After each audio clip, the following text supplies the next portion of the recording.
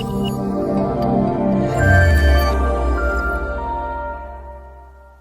want to hand over to Eileen, that's going to give you just a bit of an insight into where we've come from, where we're going to in terms of the qualifications. The qualifications that we're talking about here today is what we affectionately call a suite of qualifications. It's the essentials, but we call them HOPE. It's House of PMO Essentials. So Eileen's going to come up here. Eileen's also not only the co-founder of House of PMO, been focusing on this for 2 years, but also the chief examiner of the qualifications with APMG as well. So please give a round of applause to Eileen, and thank you very much. Do you know the other good thing about coming out for a celebration? Somebody else buys the drinks. Okay, so there's always an upside from kind of coming out the house. So I think I've got about 20 minutes. I'm not used to speaking without slides, so that's going to throw me a bit. So fun at games. Do I need to press the button to get rid of Lindsay's? No. We'll go back to a blank slide. Right then. So, can I do one more? Yeah. Okay. So it comes up with my name. So as Lindsay said, my name's Eileen Roden, and I've really been focusing on getting the qualifications out the door and set up. But I thought I'd just tell you a bit of history, and as Lindsay kind of indicated, they've been probably 20 years in the making in terms of using our kind of experience to get them to be where they are, which hopefully gives them a little bit of kind of provenance. So we'll take you back to the year 2000, if we can remember. I remember being at school thinking in the year 2000, I'm going to be 34. That's ancient. And we're now kind of 23 years ago now. But in the year 2000, I got a phone call from a training company and said, we're about to launch a new qualification for PMO, and I wondered if you'd like to come along. I'd been on a few training courses, and I'd given them some detailed feedback. So they thought, we'll invite her along and we'll get her feedback for that course. And it was a course that was being delivered by the British Computer Society. It was called PPSO Fundamentals, it was called, and it was basically about kind of what PMOs were about, and it particularly aimed, as BCS was, around IT PMOs, because to be fair, that's where an awful lot of PMOs were.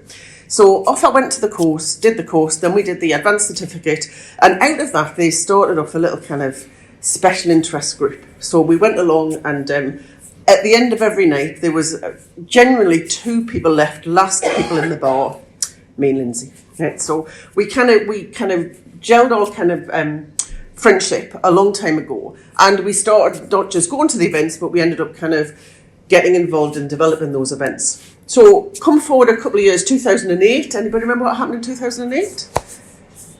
P3O certification came out for the first time. Yeah, 2008 that came out. Were you doing something kind of otherwise? What's more important than it? PMO certification.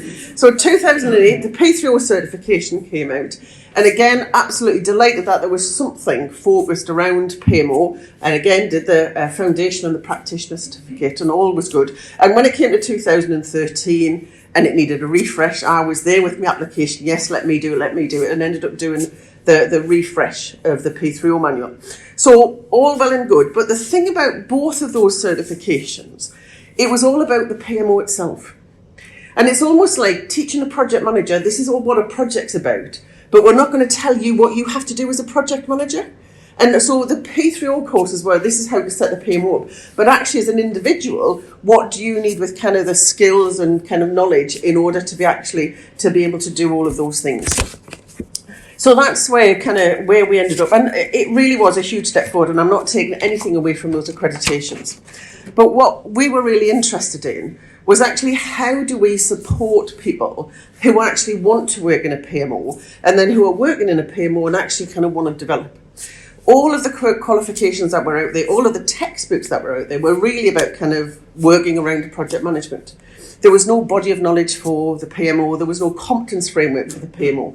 And in some of the roles that I'd done some tailoring of a competence framework to try and skew it for PMO people. So Lindsay and I kind of sat together with a few people and started said, well, actually, why don't we try writing a competence framework for the PMO? So that started around 2018, and it was really a labour of love. So it took 3 years.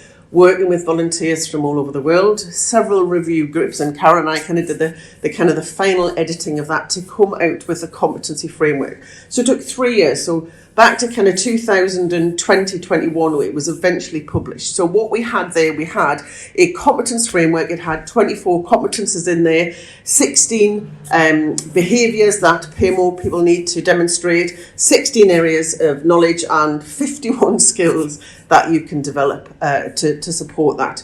We also kind of recognised that there was different types of PMO, so it covers off project officers, programme officers, portfolio officers, and centre of excellence.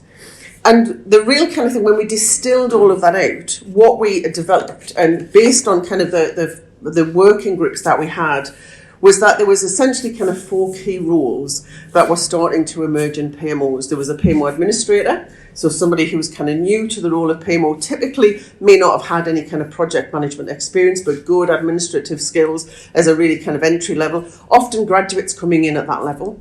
There was a PMO analyst, a PMO manager, and this mythical being the PMO director. Yeah, so and we'll talk a little bit more about that. But there was lots of people who were coming into the PMO, and we wanted to develop a qualification where people who were moving into those roles would feel equipped to actually do those roles and be able to kind of demonstrate to organisations that they had the breadth of knowledge needed in order to kind of step into those roles. And which is why we kind of started off with the essentials. Yeah, so that's where it came from. So this is about people going into the administrator role, into the analyst role, into the manager role, and then into the director role. And the big difference where we wanted to focus was we wanted it to be really practical. We wanted people to actually know and understand what was involved in the role of working in a PMO, therefore what they needed to be able to do in order to be successful. Now we recognise that PMOs are very different. Yes, you can work in one PMO and you could have the job description that looks exactly like a PMO in another organisation, and you're going to end up something completely different because they do different services. And so we wanted to set up the certifications that would give everybody the breadth of knowledge they needed around each of those different roles, recognising it might be different in different organisations. So still kind of quite a hard task to kind of get all of that melded down into a single qualification. But we wanted to make sure that people who'd worked in one organisation or perhaps had not had experience of the breadth of activity that a PMO could do, they had enough information to kind of be able to go into any PMO and at least have an understanding of what that role could do, even though they might undertake some of those activities. So that's kind of where we started off. So we started off with the four role descriptions and decided that would be a good basis for some certification. And the good thing about the certification is it's aimed at individuals, so individuals can develop themselves to be more competent, but of course that's of value to the organisations. So yes, you know, in terms of kind of setting up the PMO, but this is about kind of personal development. And we recognise that there's some training providers here. From a commercial perspective, that stuff sells, yes? So where people can kind of see things, they can put stuff on the CV and can say, yes, you know, we have a certificate that say we are ready to do this role, helps them when they're applying for jobs. So we had the competency framework and we thought, well, actually, that's really just the starting point. There's a couple of other things that we need in order to kind of make this work. We are going to have to provide along the way some project management expertise. We do need to kind of recognise that we're going to have to understand kind of the various services that we're going to provide. So the competency framework in its own right is not sufficient to do the syllabus for the essentials courses. And so we linked up with Praxis. So I don't know whether people are aware of Praxis framework, which is a free resource on the internet at praxisframework.org, which gives a whole kind of project program portfolio management, end-to-end processes and templates. So that was a good resource that we could link into. And we also linked in with Stuart, who had written his PMO services catalogue, which was a list of 400 services that your PMOs could offer. Yes, we're not expecting any PMO to necessarily offer all of them, but we knew that was kind of a good starting point. So we now had a kind of a set of materials that we could kind of draw a syllabus from. But we were also conscious that, and we could have, and we did have this conversation about whether the House of P should set itself up as a certification body. Did we want to go through all of that? And we said, actually, why should we do something where actually that's not our skills and expertise? We want to kind of stay around the content, which is where our expertise is. And so we looked for a partner, an examination partner, who would do a couple of things. Firstly, provide us with the support of doing the development. And believe me, I've done lots of training, I've done lots of courses. I still really didn't understand what was involved in the development and the qualifications. But we also wanted somebody where there was some automatic kind of credibility that came along with those certifications, but would also give us a global reach, which is why we then decided to partner with APMG. So APMG kind of do all of the exams on our behalf, and I have to say now they have been a fantastic support through the development of the certifications and particularly the questions. So we had now all of the things in place, and what we wanted to make sure is that, yes, it was brilliant for individuals and delegates who were going to attend the course, but we were also very conscious that we wanted to be commercially viable. So we wanted to make sure we had enough content so anybody who came on the course would learn some good stuff, would be properly assessed that they'd learned that, and the certificate was actually kind of worth something. But we also didn't want to set a course up where, as a PMO director, you had to disappear out of the office for a fortnight, because that just wouldn't work either. And so we worked closely, and what we've got now is 4, and as we say, we affectionately call them HOPE, House of PMO Essentials for Analysts, so HOPE for administrators, HOPE for analysts, HOPE for managers, and HOPE for directors. Okay, so really, and they've gone down quite well. So I just want to take you through what each of those kind of 4 different certifications looks at, based on the fact that we've got this kind of praxis piece in terms of the project management knowledge. We've got the services piece, which tells us about the prospective services, and then we've got the role descriptions and the competency framework that covers off knowledge, skills, and behaviours that kind of sit behind those competencies. So, first off is the HOPE for administrators. So this is a 3-day course. This is aimed at individuals who are perhaps might be experienced administrators in the organisation, but don't necessarily have a huge amount of project management knowledge. And sometimes coming into kind of project land feels like, you know, everybody's speaking a different language. They don't necessarily understand all of the nuances around projects. And for a lot of organisations, sending somebody off on a project management course as a project administrator feels a bit like an overkill.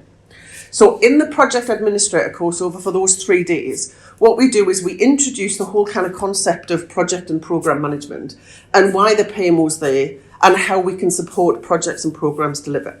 So we cover off, as you would expect, project management, PMO administration, but we also start looking at some of the delivery support competencies, so typical things that as a first off that you would likely to do. So absolutely administration in terms of looking after the senior managers, potentially being in things like kind of gate reviews and progress reporting, but we also cover off a bit about configuration management, one of my favourite subjects, but also in terms of things like risk management, because they're likely to be recording, maintaining a risk register on behalf of the project manager. But it's much easier to do that if you actually understand what a risk is.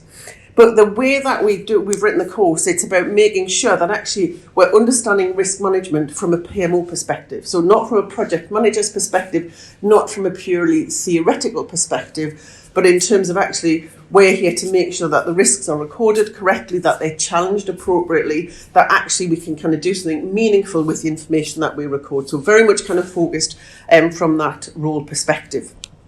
The interesting thing is that an awful lot of people now are actually kind of working in projects who don't necessarily have the job of project administrator. So it's been really interesting, the wide range of people who are attending that administration course.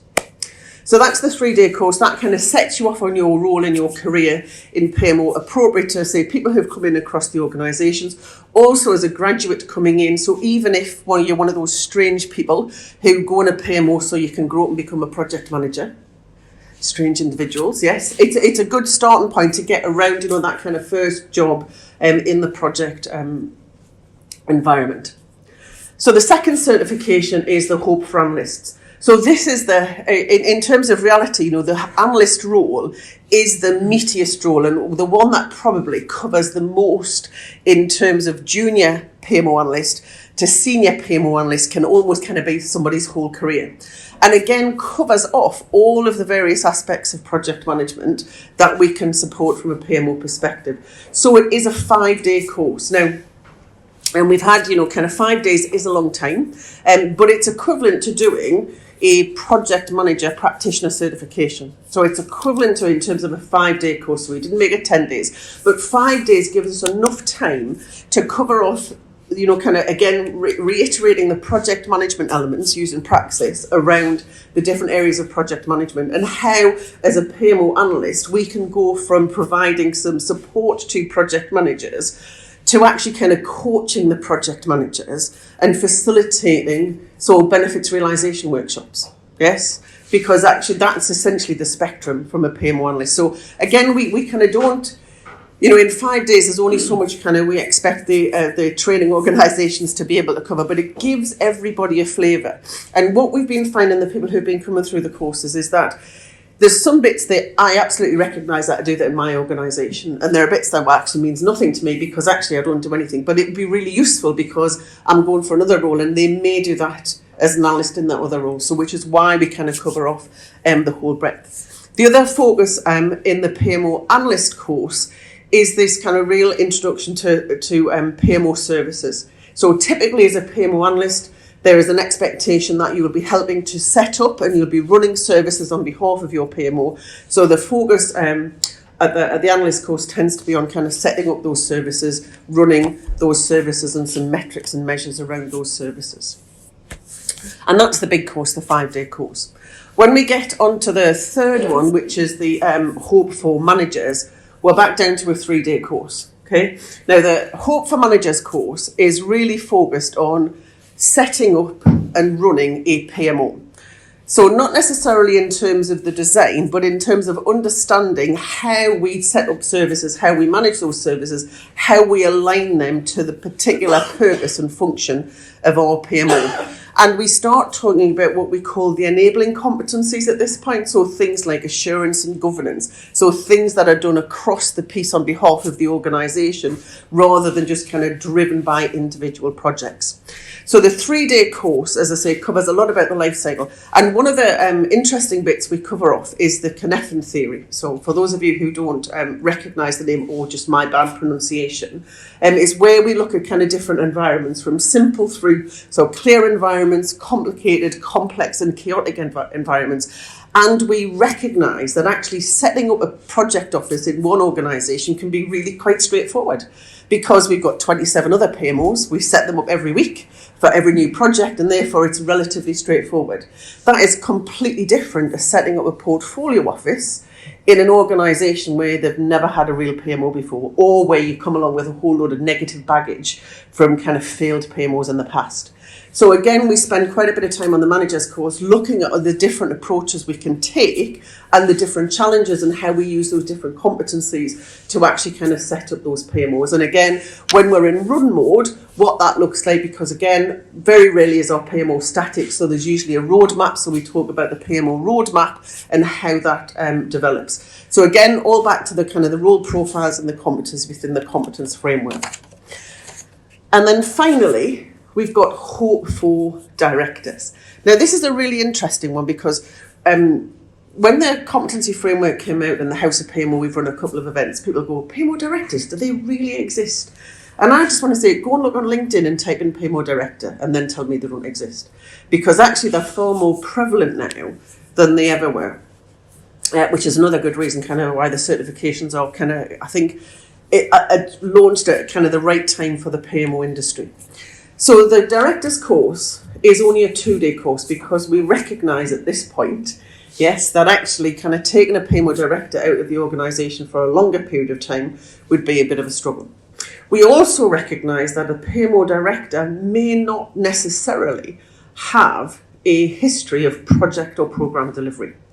So we're seeing some people who kind of move up and use PMO as a career and get to that PMO director role. What we also see is people from business as usual who've perhaps played the role of a sponsor actually now kind of moving in, they kind of say, well, I've never been a project manager and I don't want to understand all of that kind of dirty technical stuff. But actually, I understand how a PMO and how projects and programs can drive our organisation forward. And I want to be in a position to make sure that I support the organisation the best way we can in order to kind of deliver the strategy. So it's very much at kind of that level. So we talk about, well, how do we create an integrated PMO model? So how do we kind of decide whether there's 2 PMOs or 27 PMOs? How do we actually really get a voice at that kind of top table to be able to be the real advice and guidance around kind of project and program delivery? So quite a different role for those two days. So hopefully what we've got is a framework now. And we're certainly having conversations with a number of our kind of corporate members who are now seeing, and actually we've got kind of a progression and a development path for individuals as they move through the organisation. And what we're hoping to do is continue to work with some ATOs that not only do we have these kind of essential certifications, but actually it provides the opportunity for those ATOs to have other bespoke courses that kind of pick off particular elements where they can spend, so there are some kind of standard areas. So, I talk about risk management, benefits management as another one, governance and assurance, where actually you can have more kind of specific courses, and what you've got is where you've got a group of PMO people who are kind of tied into the certification, but are actually then looking to go into more depth into certain areas. So they're right for further offerings from training providers as well. So hopefully that gives you an overview of the 4 different certifications, a bit about their provenance, and we'll hear from some of the people who are using them. So hopefully they'll be able to say that they are as helpful as we'd anticipated them to be. So I just want to say a big thank you to the people from APMG and everybody else who's kind of contributed to the competency framework and the certifications. It's been a long haul, but we're really pleased that they're out there and available for ATOs to deliver and for delegates to attend.